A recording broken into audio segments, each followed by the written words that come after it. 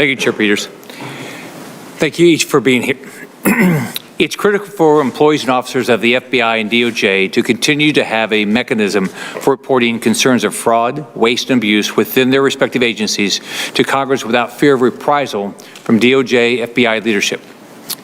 Whistleblowers from within the DOJ, FBI have come forward with concerns about the Department of Justice alleged political bias following the FBI's raid on the former president's home in Florida last month. FBI agents have reported similar concerns to individual Senate offices as well. We all need to ensure safeguards are in place so AG Garland does not retaliate against or intimidate FBI agents and DOJ employees who come to Congress as whistleblowers. Mark Zuckerberg recently disclosed that Facebook's restriction of a story about Hunter Biden during the 2020 election was based on the FBI's, quote, misinformation warnings. Additionally, emails and internal communications obtained by the journalist Alex Berenson in his lawsuit against Twitter have shown his removal from the social media platform was a result of pressure from Biden White House officials to silence his criticism of the administration's COVID-19 policies. These instances and several others show a clear and alarming pattern of speech suppression carried out in the direction of agencies and officials in the federal government. In other words, the federal government used private businesses to violate the First Amendment rights of our citizens. This also confirms the federal government used officials at the FBI to interfere in the 2020 election by manipulating the normal flow of public discourse and information sharing with false warnings about foreign interference and disinformation. So I'm going to ask you a couple of questions, a couple questions that you just show by hands, yes or no. By show of hands, how many of you and your companies have been contacted by a federal agency, an agency official, or a member of the Biden White House with a request to remove, censor, or restrict access to a post or individual user on your platform? If you have, would you raise your hand and say yes? Not aware of it. So Meta, YouTube, TikTok, and Twitter all said never. Not to my knowledge, Senator. You would know, wouldn't you? I haven't been in conversations with the FBI, Senator. Okay, so no conversations. Okay, by a show of hands, how many of you and your companies have felt pressure to remove, censor, or restrict access to a post or individual user on your platform based on that contact with a federal agency or official? Is the answer to no from all four of you? So all four of you say no? Not to my knowledge, Senator. Okay. By a show of hands, how many of you and your companies have received a misinformation warning issued by the FBI? Everyone, you're saying no?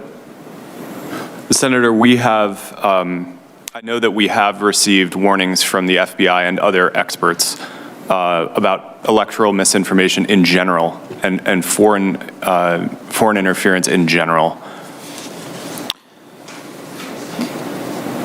By a show of hands, how many, but the rest of you have said no? Senator, we receive information from from every administration about things like foreign interference in election results, et cetera.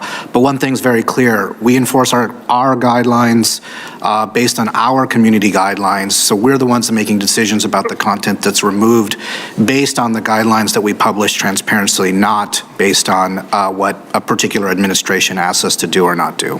So your answer is you have never received a misinformation warning issued by the FBI? Senator, no, what I'm saying is that we do receive information from the FBI in terms of imminent threats, foreign actors trying to interfere with our free and fair elections here in the U.S., and we take that into account in terms of the enforcement of our policies, but those decisions about the enforcement of our policies are made solely based on our community guidelines that we publish on our website.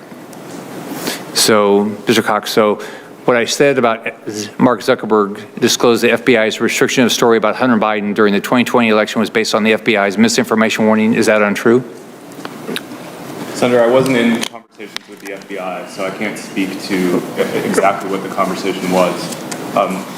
What I do know is that we were in contact with a number of organizations who warned us in the time leading up to the 2020 elections to be on the lookout for foreign interference in elections, and that's an issue that we take incredibly seriously.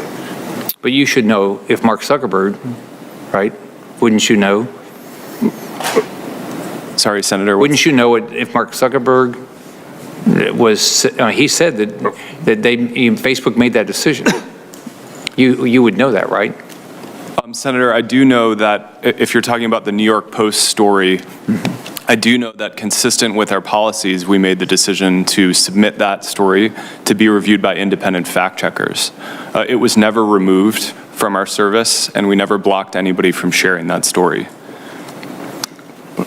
Well, I know people in Florida that they were kicked off by putting the story up. So, all right, last one. By a show of hands, how many of you and your companies have felt pressure to act upon an FBI misinformation warning you received, such as by removing, censoring, or restricting access to a particular user or post that is the subject of that misinformation warning? So the answer is no for all of you. Not that I'm aware of. Okay, no for all of you. Okay, so every one of you said no. All right. Mr. Cox, in 2013, DOJ shut down Silk Road, the illegal online marketplace on the dark web, which featured over 13,000 illegal drug postings. In comparison, according to the 2020 Facebook Transparency Report, Facebook found 5.9 million illegal drug sale postings on Facebook and Instagram. That's 453 times more drug posting than Silk Road. If you found almost 6 million postings, how many millions of posts are you not finding? And if that's true, I mean, if Silk Road got shut down, what in the living daylights are you guys still doing in business? Senator, we release quarterly reports on the specific answers to your question or on each category of bad content on the platform. We do not believe the sale of illegal drugs has a place on any of our platforms. We work hard to fight against that. And we publish quarterly the updates on exactly how many pieces of content we take down, as well as how much we're able to take down proactively. Okay. All right, I've got one more question, and this has to do with what's happened with my sheriffs. Do you collect stats on the average turnaround time for responding and resolving customer complaints like hijacked accounts or products that violate your terms of service? So, Mr. Sullivan, you say yes, no one else does? Yeah, we have a goal of meeting a service level agreement to turn those around as quickly as possible. Senator, we do look at how quickly we respond to requests from our creators who upload content to our platform, as well as viewers, and we're constantly looking to continue to improve our processes around that sort of request handling. So TikTok does? We do it as well, yes. And Meta, you do it also? Are you asking whether we look at turnaround times? Yep. Yes, we do, Senator. Okay. Do you collect stats on the average turnaround time for responding to subpoenas issued by law enforcement agencies?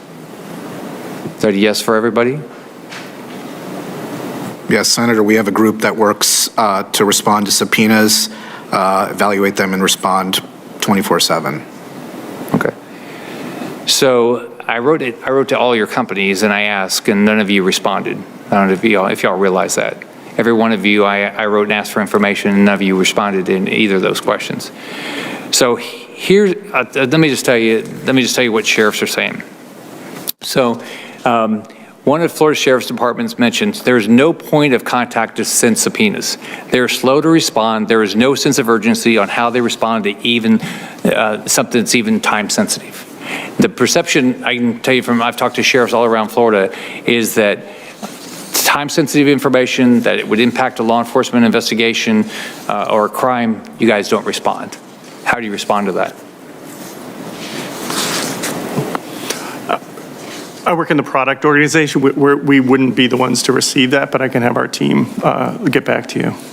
Okay. Anybody else? Senator, I'm happy to follow up. We do have a team that responds to those requests. We balance the needs of law enforcement as well as our user privacy when we're responding to those, as you would imagine. And we do take into account time sensitivity in terms of trying to respond to those requests. So I will ask our team to follow up with you as well. So the questions I asked before that I sent y'all that none of you responded to, you'll respond to?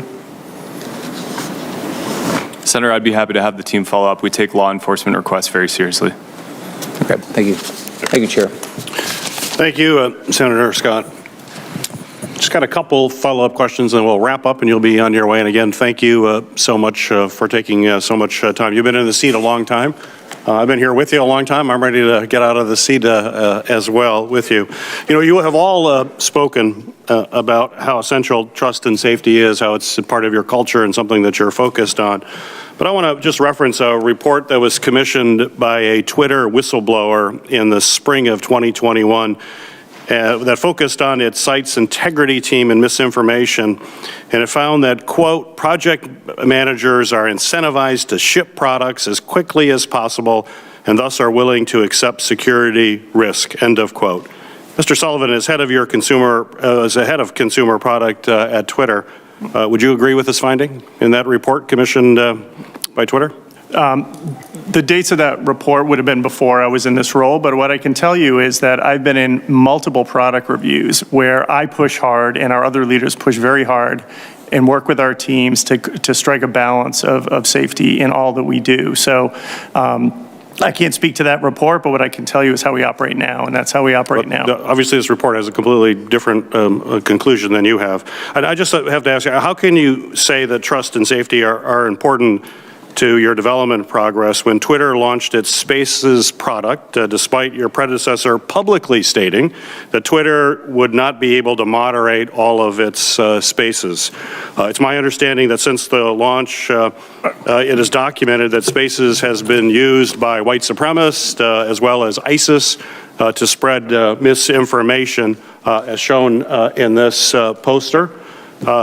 In fact, the internal report shown on this poster basically says, if I can read it here, we did not prioritize identifying and mitigating against health and safety risks before launching Spaces.